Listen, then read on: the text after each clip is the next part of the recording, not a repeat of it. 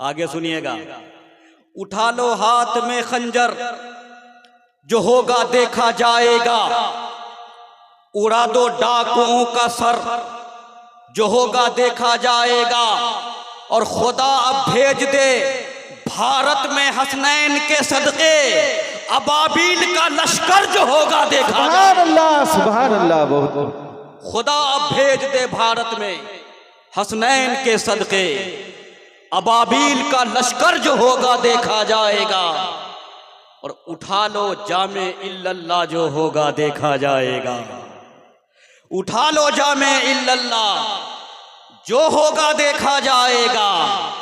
P low पढ़ के बिस्मिल्लाह, जो होगा देखा जाएगा। उठा लो जामे इल्लल्लाह, जो होगा देखा जाएगा। पी लो पढ़ के बिस्मिल्लाह, जो होगा देखा जाएगा। और खुदा भेज दे उठा लो जामे इल्लल्लाह, जो होगा देखा जाएगा। पी लो पढ़ के बिस्मिल्लाह, जो होगा देखा जाएगा। और कोई पूछे कि रोजे महशर जन्नत कौन बांटेगा, तो कह देना रसूलुल्लाह, जो होगा देखा जाएगा। तो कह देना रसूलुल्लाह, जो होगा देखा जाएगा। आइए हम और आप मिलकर सबसे पहले उस नबी की बारगाह में जिसने चांद की तरफ इशारा किया, चांद का कलीजा फट गया। जिसने दुआ फरमाई, डूबा हुआ सूरज पलट गया।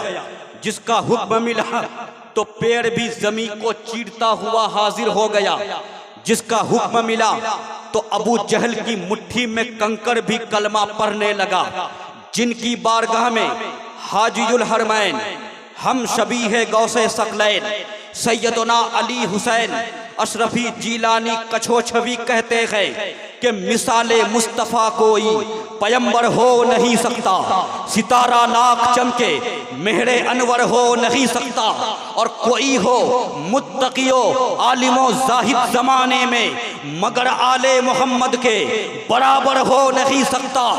जिनकी बारगाह में रईसुल मुहक्किकीन उम्दतुल मुफस्सिरीन शेखुल इस्लाम वल मुस्लिमीन अल्लामा सैयद मदनी अशरफी कछोछवी कहते हैं कि इधर नहीं है उधर नहीं है, नबी का जलवा किधर नहीं है। मगर जमाले नबी को देखे बशर की ऐसी नजर नहीं है। वफूर दीवानगी ये कैसी, ये शोर कैसा दरे नबी पर। वो वाकिफे राज़े दिल है अख्तर, तुझे ये शायद खबर नहीं है। जिनकी बारगाह में अपने वक्त के सूफी अल्लामा आसी गाजी पूरी कहते हैं कि न मेरे दिल न जिगर पर न दीदाए तर पर करम करे वो निशाने कदम तो पत्थर पर। आखिर वक्त है आसी चलो मदीने को निसार हो के मरूं तुरबते पयंबर पर। जिनकी बारगाह में आला हजरत अजीमुल बरकत मुजद्दिदे दीनो मिल्लत शाह अहमद रजा खान फाजिले बरेलवी कहते हैं या रसूल अल्लाह मैं क्या क्या कहूँ, सरवर कहूँ के मालिको मौला कहूँ तुझे, बागे खलील का गुले ज़ेबा कहूँ तुझे। तेरे तो वस्फ ऐबे तनाही से है बरी, हैरा हूँ मैं शाह क्या क्या कहूँ तुझे। लेकिन रजा ने खत्मे सुखन इस पे कर दिया, खालिक का बंदा खल्क का आका कहूँ तुझे। उसी आका की बारगाह में झूम झूम कर लौ लगा कर पढ़ें अल्लाहुम्मा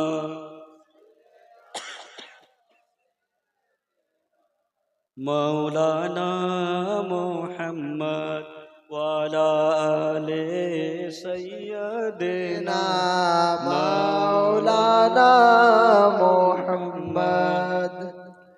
बिरादरान मिल्लत इस्लामिया, ये बात आप पहले भी उलमाए किराम से सुन चुके हैं कि मेरे नबी का सबसे बड़ा मोजज़ा कुरान है।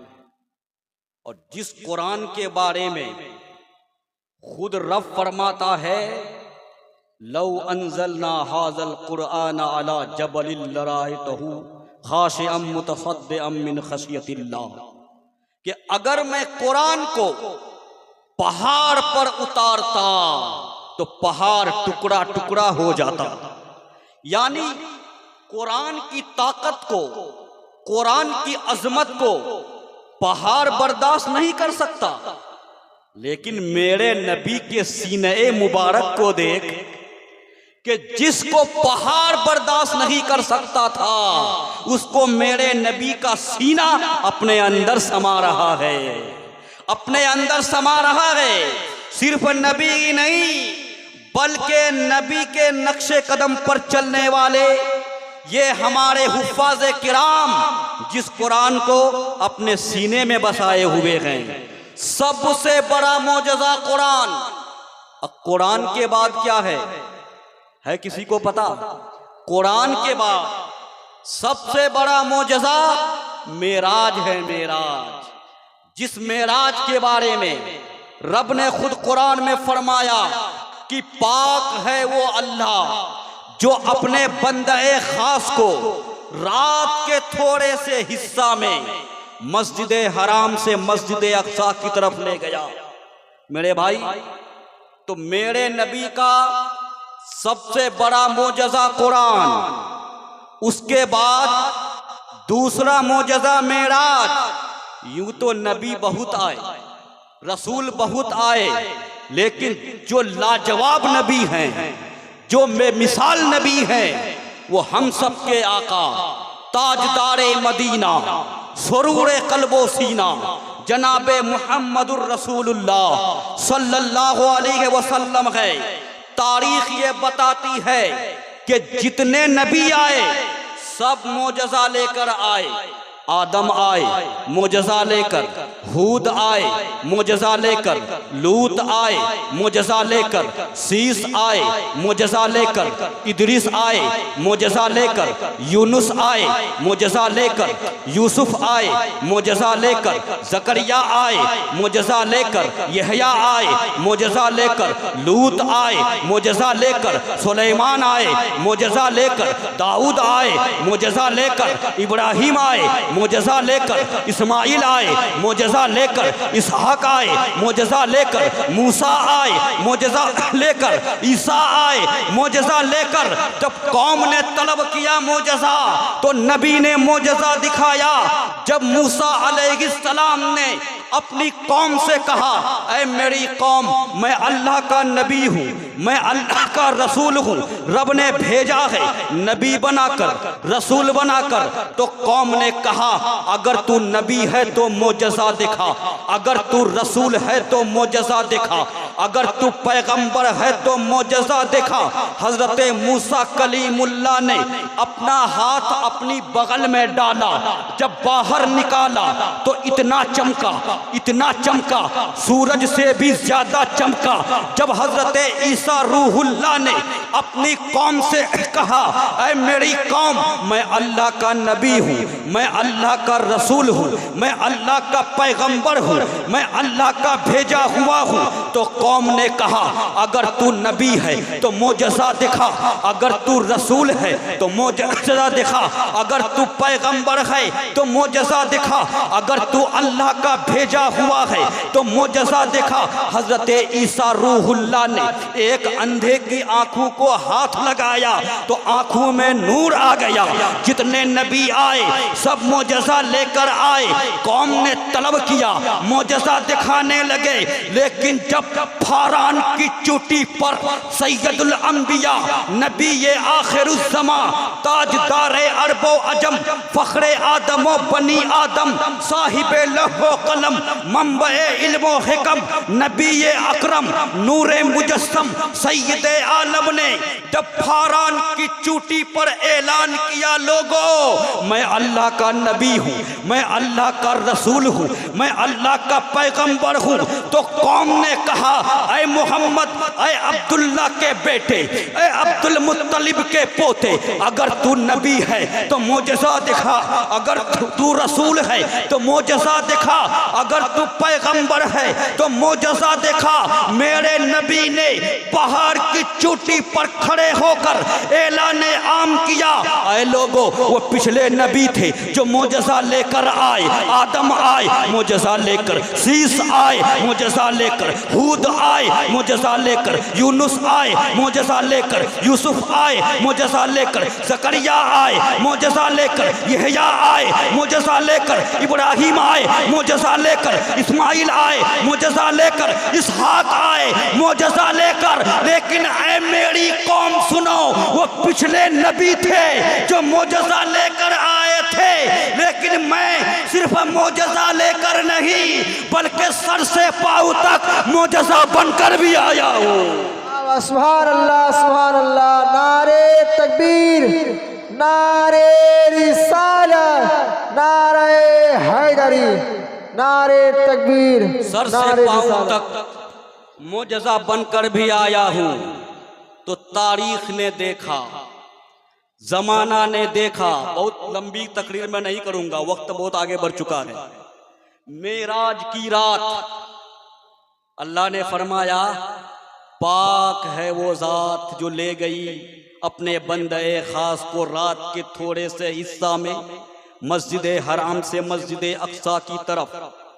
अच्छा, मेरे नबी हजरत उम्मे हानी के घर में उस वक्त आराम कर रहे थे, ये कहिए कि सो रहे थे।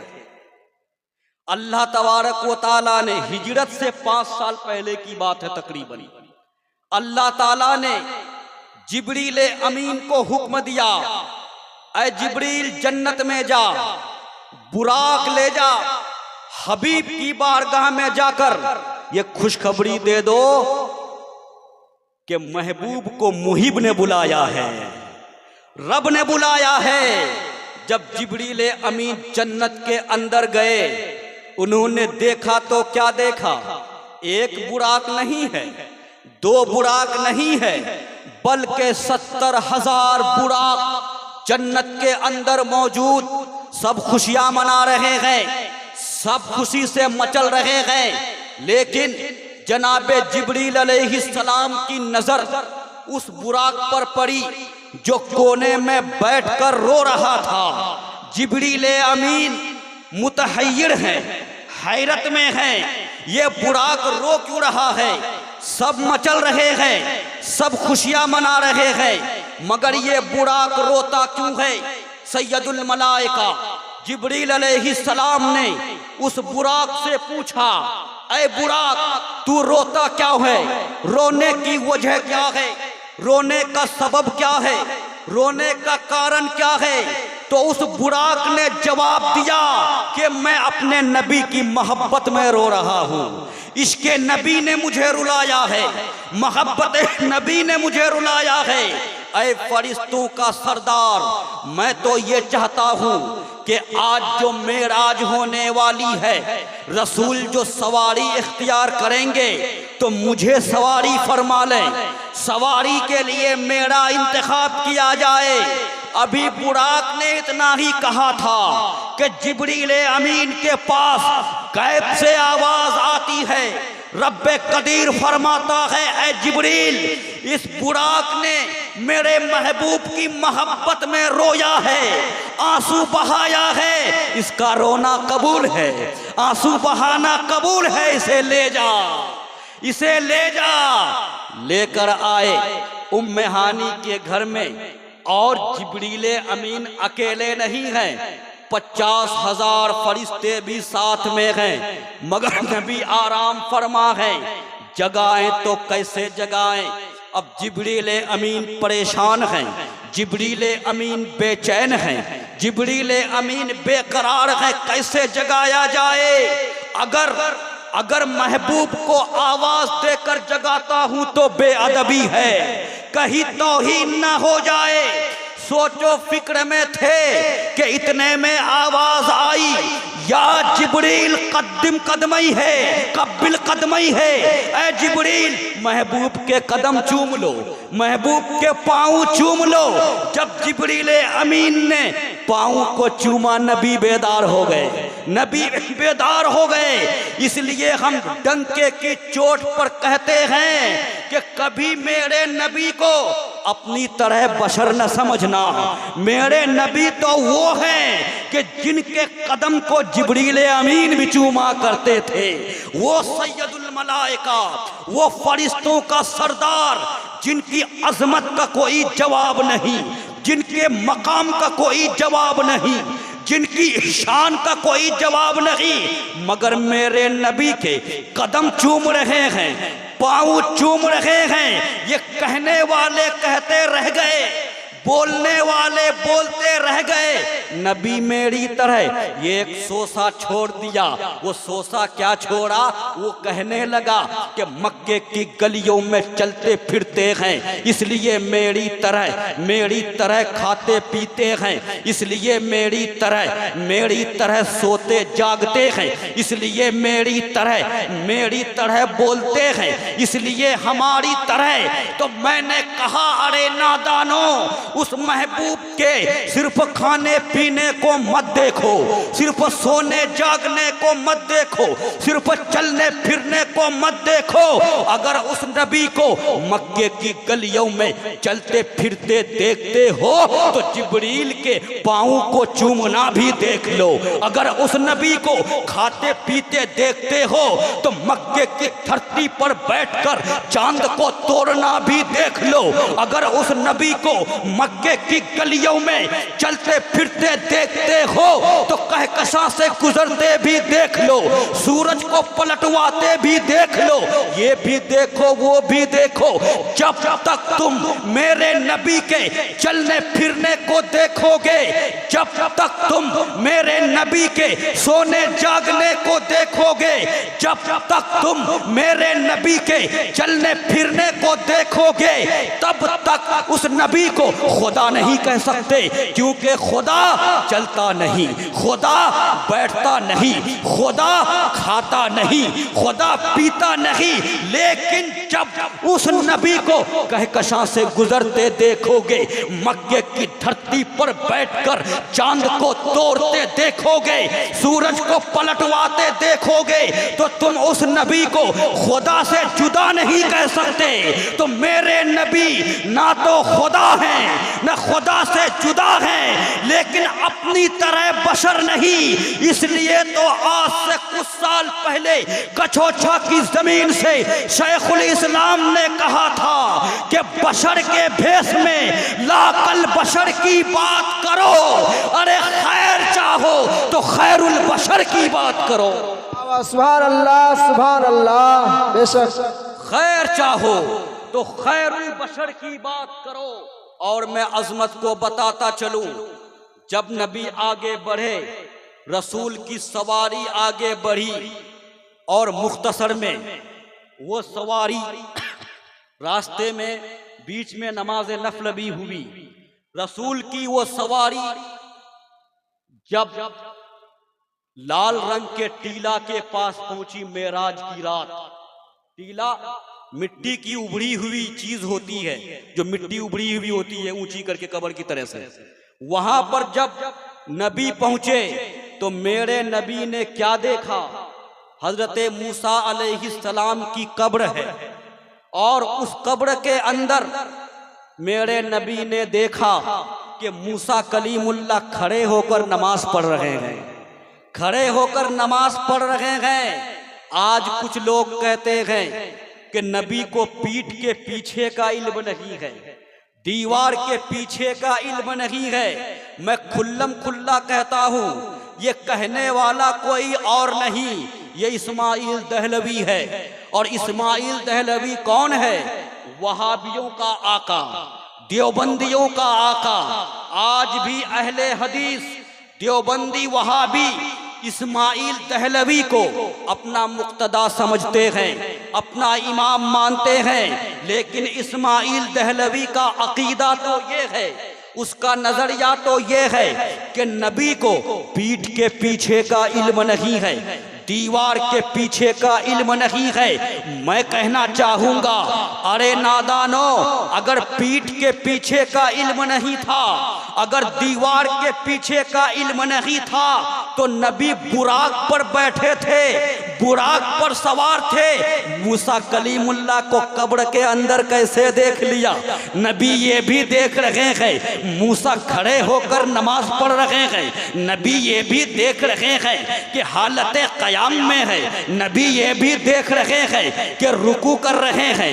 नबी ये भी देख रहे हैं कि सजदा कर रहे हैं। तो थे जमीन पर बुराक के ऊपर, बुराक के अंदर देख रहे थे। और हमको तो तारीख ये बताती है, इतिहास ये बताती है, हदीस गवाह है कि नबी तो वो है कि रहते थे मक्के की धरती पर, खबर देते थे मुल्के यमन की। रहते थे मक्के की धरती पर, खबर देते थे मुल्के शाम की। आखिर कितना इल्मे गैब है, तो बरेली का इमाम कहता है और कोई गैब क्या, तुमसे नेहा हो भला जब न खुदा ही छुपा तुम पे करोड़ों दरूद। मेरे भाई यहां तक तो हुआ, जब फिलिस्तीन पहुंचे मेराज की रात, जब फिलिस्तीन पहुंचे तो आका ने वहां देखा मस्जिद के अंदर, वो मस्जिद मस्जिद अक्सा, और मस्जिद अक्सा को बैतुल मुकद्दस भी कहते हैं। फिलिस्तीन के अंदर वो मस्जिद मौजूद। उस मस्जिद जब पहुंचे वहां पर तो मेरे नबी ने देखा बुराक को एक जगह बांध दिया गया। जब नबी मस्जिद के अंदर गए तो क्या देखते हैं कि नबियों की जमाअत मौजूद है, सफ लगी हुई है। सारे नबी खड़े होकर मेरे नबी का इस्तकबाल कर रहे हैं, स्वागत कर रहे हैं, खैर मकदम कर रहे हैं। तो मेरे नबी ने देखा कि वहां पर हजरत आदम से लेकर हजरत ईसा तक कमो बेश 1 लाख या 2,24,000 अंबियाए किराम वहां पर मौजूद है। हजरत आदम भी हैं, हजरत शीस भी हैं, हजरत हूद भी हैं, हजरत लूत भी हैं, सब वहां पर मौजूद हैं। मगर इमामत का मुसल्ला खाली था। अब सवाल पैदा होता है कि इमामत का मुसल्ला खाली क्यों था, तो उसका जवाब ये है कि वहां पर सैयदुल अंबिया पहुंचने वाले थे, इसलिए कि इमामत तो मेरे नबी की होनी थी। अब सवाल ये पैदा होता है, साइल सवाल करता है कि आखिर जब हजरत आदम से लेकर हजरत ईसा तक इतने नबी मौजूद थे, उनमें से किसी ने नमाज नहीं पढ़ाई, मेरे नबी ने क्यों पढ़ाई, मेरे नबी ने इमामत क्यों की? तो जवाब ये है कि इसलिए कि मेरे नबी का नूर तो सबसे पहले बनाया गया था, लेकिन जब बशर के लिबास में आए, जब इंसान के कपड़े में आए, लिबास बशरियत में आए, तो सबसे बाद में तो सोचने वाला ये सोच सकता था, ख्याल करने वाला ये ख्याल कर सकता था कि जब दुनिया में आए बाद में तो मकाम भी बाद का होगा, शान भी बाद की होगी, रुतबा भी बाद का होगा, मर्तबा भी बाद का होगा।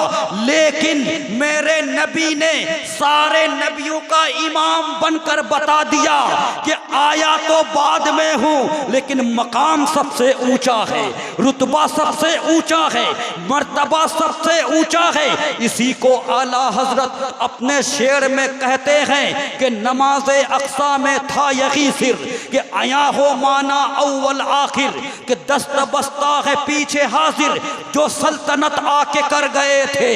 तबारकल्लाह शान तेरी तुझी को ज़ेबा है बेनियाज़ी, कहीं तो वो जोशे लंतरानी, कहीं तकाज़े विसाल के थे। और इसी को डॉक्टर इकबाल कहते हैं कि निगाहे इश्को मस्ती में वही अव्वल वही आखिर, वही कुरान वही फुरकान वही यासीन वही ताहा। अच्छा, नबी ने नमाज पढ़ाई, सारे नबियों ने नमाज पढ़ी। यहां पर एक सवाल पैदा होता है कि हजरत आदम नबी के पीछे नमाज पढ़ रहे हैं, हजरत इब्राहिम मेरे नबी के पीछे इक्तिदा में, हजरत मूसा इक्तिदा में, हजरत ईसा इक्तिदा में, सब तो इक्तिदा में नमाज पढ़ रहे हैं। अब सवाल ये पैदा होता है कि कि मेरे नबी जो नमाज पढ़ा रहे थे और पढ़ने वाले जो पढ़ रहे थे तो जिस्म के साथ पढ़ रहे थे या सिर्फ उनकी रूह मौजूद थी और रूह को पढ़ा रहे थे? किसको पढ़ा रहे थे? हजरत मूसा तो पहले गुजर चुके थे, हजरत आदम पहले गुजर चुके थे। वो कमोबेश 1,24,000 अंबियाए किराम या 2,24,000 अंबियाए किराम वो पहले गुजर चुके थे। तो अब मस्जिद अक्सा के अंदर सिर्फ रूह थी या जिस्म भी था? ये भारी भरकम सवाल है। तो उसका जवाब देते हुए मिशकात की शरह मिरकातुल मफाती में अल्लामा मुल्ला अली कारी लिखते हैं कि सिर्फ अगर रूह मानी जाए तो रूह कयाम कैसे करेगी, रूह सजदा कैसे करेगी, रूह रुकू कैसे करेगी? रूह की ये शान नहीं है, बल्कि सजदा तो वही करेगा कि जब जिस्म होगा रूह तो वही करेगा, जब जिस्म होगा रुकू वही करेगा, जो जिस्म होगा कयाम वही करेगा, जो जिस्म होगा। तो मुल्ला अली कारी लिखते हैं कि सिर्फ रूह नहीं थी बल्कि वो जिस्म भी मौजूद था। तो पता चला कि आदम थे उनका जिस्म भी था, शीश थे उनका जिस्म भी था, हूद थे उनका जिस्म भी था, लूत थे उनका जिस्म भी था, यूनुस थे उनका जिस्म भी था, यूसुफ थे उनका जिस्म भी था, जकरिया थे उनका जिस्म भी था, यहया थे उनका जिस्म भी था, मूसा थे उनका जिस्म भी था, ईसा थे उनका जिस्म भी था। तो अगर नबी के जिस्म को मिट्टी खा जाती तो मस्जिद अक्सा में जिस्म कैसे आ गया, कैसे आ गया? तो पता चला कि मेरे नबी तो मेरे नबी के अलावा जो भी नबी हैं किसी नबी के बदन को मिट्टी नहीं खा सकती, मिट्टी नहीं खा सकती। चाहे आदम हो, चाहे शीश हो, चाहे लूत हो, चाहे मूसा हो, चाहे ईसा हो। और एक हदीस में अबू दाऊद के अंदर मौजूद है, खुद मेरे नबी ने फरमाया फनबीयुल्लाह हय्युन हत्ता युरज़क, जो अल्लाह का नबी होता है वो अल्लाह का नबी जिंदा है और जिंदा होता है उनको जन्नत से रोजी दी जाती है। पता चला कि नबी के बदन को मिट्टी नहीं खा सकती, नबी जिंदा होता है। तो हमारा ये अकीदा है कि मेरे नबी जिंदा है, हमारा ये नजरिया है कि नबी के बदन को मिट्टी नहीं खा सकती। लेकिन हैरत है उस खबीस पर, हैरत है उस सरफिरे पर, उस इस्माइल दहलवी पर, दिल्ली की धरती पर बैठकर किताब लिखा और कह दिया कि नबी मरकर मिट्टी में मिल गए माअज़ल्लाह। लेकिन मैं कहता हूँ ऐ नादानो सुनो, अगर मिट्टी खा जाती तो मस्जिद अक्सा में मूसा कलीमुल्लाह का बदन नहीं रहता, आदम का बदन नहीं रहता, शीश का बदन नहीं रहता, लूत का बदन नहीं रहता। पता चला कि बदन मौजूद है तो नबी के बदन को मिट्टी नहीं खा सकती। इसलिए हमारा नजरिया बिल्कुल परफेक्ट है, बिल्कुल मजबूत है, बिल्कुल ठोस है। हमारा नजरिया ये है कि हम अहले सुनन का अकीदा है वल्लाह, वहाबी जहन्नम का कुंदा है वल्लाह। जो मुर्दा कहेगा वो मुर्दा है वल्लाह, तू जिंदा है वल्लाह, तू जिंदा है वल्लाह। मेरी चश्मे आलम से छुप जाने वाले, मेरी चश्मे आलम से छुप जाने वाले मेरे भाई, अगर मैं तफसीली गुफ्तगू करूं तो बात बढ़ती जाएगी। आप जो अभी पंडवा की सरजमीन पर हजरत मखदूमुल आलम अलाउल हक पंडवी के मज़ार पे जाते हैं, वहाँ पर हुजूर अशरफुल औलिया ने एक बहुत ही बेमिसाल और बड़ा इदारा कायम किया जहाँ मुफ्ती तक पढ़ाई होती है। नाम क्या है पता है? मखदूम अशरफ मिशन। उसी का एक शोबा चलता है, शोबा हिफ्स सादुल्लापुर में, है कि नहीं? और एक यहाँ पर ये उन्हीं का फैज़ है, उन्हीं का करम है। वो कछोछा की सरजमीन से आकर उस वक्त उन्होंने इस्लाम को फ़रोग़ दिया और इस वक्त हुजूर ताजुल औलिया फरोग दे रहे हैं अपने ही वालिद बुजुर्गवार के नक्शे कदम पर चलते हुए। क्यों? ताकि इल्म दीन से बच्चे आरास्ता हो जाए। और इल्म दीन का मकाम तो ये है कि अगर इसकी तफसीली गुफ्तगू की जाए तो बात बड़ी लंबी हो जाएगी। मैं मुख्तसर में ये बता दूं कि अगर एक जानवर को भी इल्म हो जाता है, एक जानवर को, तो वो भी अपनी कौम का सरदार बन जाता है। इंसान तो इंसान, जानवर को भी अगर इल्म आ जाए तो अपनी कौम का सरदार बन जाता है। आप कहेंगे इस पर दलील क्या है? तो मैं मुख्तसर में बता दूं। हजरत सुलेमान अलैहिस्सलाम, इसका जिक्र कुरान में भी है। हजरत सुलेमान अलैहिस्सलाम का लश्कर जब वादी नमल में पहुंचा तो ये एक चूटी, वो 9 मील की दूरी पर थी, 9 मील की दूरी पर। और 9 मील को जब आप हिसाब करेंगे किलोमीटर के हिसाब से तो गालिबन 14.5 किलोमीटर पड़ेगा।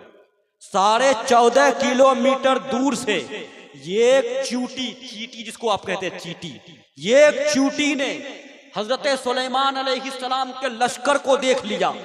तो उस चूटी ने अपनी तमाम चूटियों से कहा, ऐ चूटियों, सुलेमान अलैहिस्सलाम का लश्कर आ रहा है, तुम सब अपनी अपनी बिलों में घुस जाओ, कहीं हजरत का लश्कर तुम्हें बेख्याली में, बेखबरी में कुचल न दे।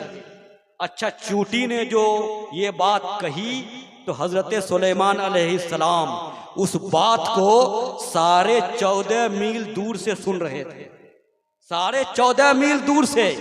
कुरान में है कि हजरत सुलेमान अलैहिस्सलाम ने चूटी की ये बात सुनकर मुस्कुरा दिया, मुस्कुराया। यहां पर सवाल ये पैदा होता है कि चूटी के मुंह में जबान नहीं होती। ये जबान है, ये जबान आपके मुंह में अगर जबान ना हो तो आप बोल सकते हैं, बोल पाएंगे? किसी की जबान है, जबान काट ली जाए, वो आदमी बोल सकता है? नहीं बोल सकता है। तो चूटी के मुंह में जब जबान है ही नहीं तो चूटी बोलती कैसे? एक सवाल होता है। तो माहिरीन कहते हैं, अपनी किताबों में लिखते हैं कि चूटी के मुंह के करीब में 2 महीन से बाल होते हैं। जब दूसरी चूटी को कुछ कहना होता है तो अपने दोनों महीन बाल को आपस में रगड़ती है। उस रगड़ से जो आवाज पैदा होती है दूसरी चूटी समझ जाती है कि क्या कहना चाहती है। अब आप सोचकर बताइए, हजरत सुलेमान अलैहिस्सलाम 14.5 मील, 14.5 किलोमीटर की दूरी से चूटी की उस आवाज को सुन रहे थे, उस आवाज को सुन रहे थे। और ये सुलेमान कौन थे? हजरत सुलेमान अलैहिस्सलाम वो नबी थे जो मेराज की रात मस्जिद अक्सा में मेरे नबी के मुक्तदी बन के खड़े थे, मुक्तदी बन के खड़े थे। तो जब मुक्तदी का ये आलम है तो इमाम का आलम क्या होगा? जब ये शान है खिदमतगारों की, सरकार का आलम क्या होगा? मोहताज का जब ये आलम है, मुख्तार का आलम क्या होगा? तो जब हजरत सुलेमान अलैहिस्सलाम सुन रहे हैं तो मेरे नबी का मकाम क्या होगा? यहाँ पर थोड़ा उलमा की तवज्जो मैं चाहता हूँ। यहाँ पर इमाम गजाली लिखते हैं, इमाम गजाली इस मकाम पर लिखते हैं कि वो चूटी को जो चीटी ये बोली थी कि ऐ चूटियों, तुम सब अपनी बिलों में घुस जाओ, कहीं सुलेमान का लश्कर बेखबरी में तुम्हें कुचल न दे। तो उस चूटी को ये पता था, ये इतना इल्म था कि लश्कर सुलेमान, नबी का लश्कर, कोई नन्ही सी जान को भी बाखबर होकर नुकसान नहीं पहुंचा सकता। बेखबरी ही में ऐसा हो सकता है, लाइल्मी ही में ऐसा हो सकता है। तो चूटी को इतना इल्म था, इसलिए तो उसने ये कहा था कि बेखबरी में। तो इमाम गजाली कहते हैं कि इसी इल्म ने उस चूटी को कयामत तक आने वाली तमाम चूटियों की सरदार बना दिया, तमाम चूटियों की सरदार बन गई इसी इल्म ने। तो इल्म का ये मकाम है। और ये एक बात याद रखिए कि इल्म में इल्म हासिल करके अगर आलिम अपनी कौम का सरदार बनता है तो वह आलिम गुस्ताख नहीं, आलिम आशिक होना चाहिए। आलिम आशिक इसलिए कि वो चूटी आलिम आशिक थी, आलिम गुस्ताख नहीं। तो पता चला कि आलिम आशिक हो तो सरदार बन जाता है, आलिम गुस्ताख हो तो बेकार हो जाता है। यही वजह है कि सिद्दीक़ अकबर आलिम आशिक थे, सिद्दीक़ अकबर बने।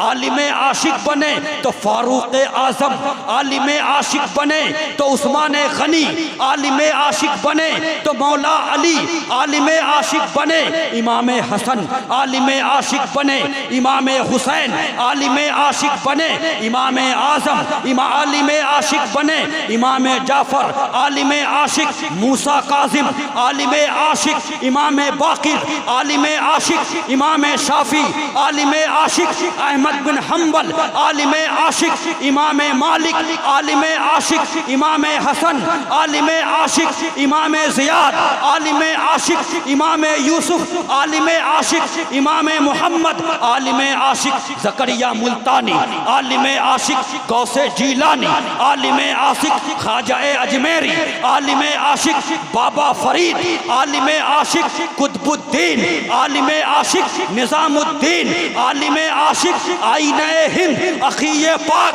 आलिम आशिक मखदूम सिमना, आलिम आशिक अलाउल हक, आलिम आशिक आला हजरत, आलिम आशिक मुहद्दिस आजम, आलिम आशिक अशरफुल औलिया, आलिम आशिक ताजुल औलिया बन गए। आलिम आशिक थे, लेकिन दूसरी तरफ जब आलिम गुस्ताख बना तो इबलीस बन गया।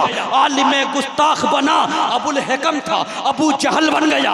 आलिम गुस्ताख बना इब्ने ज़ियाद बना, आलिम गुस्ताख बना मुसैलमा कज़्ज़ाब बना, आलिम गुस्ताख बना इस्माइल दहलवी बना, आलिम गुस्ताख बना मोहम्मद बिन अब्दुल वहाब नजदी बना, आलिम गुस्ताख बना रशीद अहमद गंगोही बना, आलिम गुस्ताख बना खलील अहमद अम्बेडवी बना, आलिम गुस्ताख बना सिद्दीक हसन भोपाली बना, आलिम गुस्ताख बना अशरफ अली थानवी बना।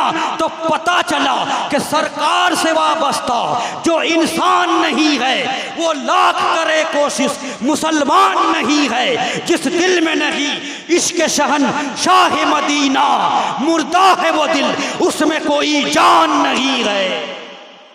मेरे भाई आलिम आशिक होना जरूरी है।